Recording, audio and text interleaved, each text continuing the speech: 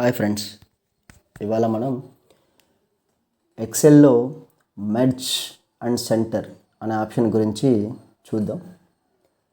జనరల్గా ఒక సెంటెన్స్ 4-5 వర్డ్స్తో కలిసి ఉన్నప్పుడు దాన్ని సెంటర్ చేయాలి అంటే జనరల్గా మనం యూజ్ చేసే ఆప్షను మెర్జ్ అండ్ సెంటర్.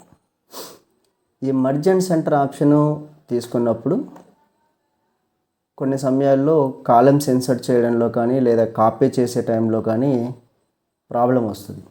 దాన్ని ఇంకో విధంగా ఎలా చేయొచ్చు అంటే, ఈ టేబుల్లో మనం ఇలా సెలెక్ట్ చేసుకొని ఇక్కడ ఫార్మాట్ సెల్ తీసుకోవాలి, లేదా control F1.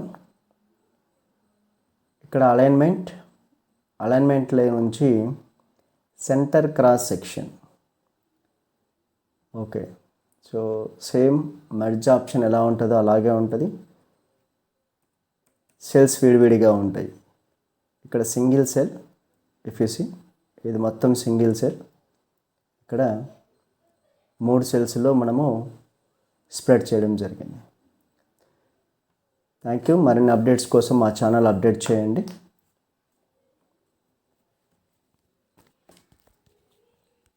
And please subscribe.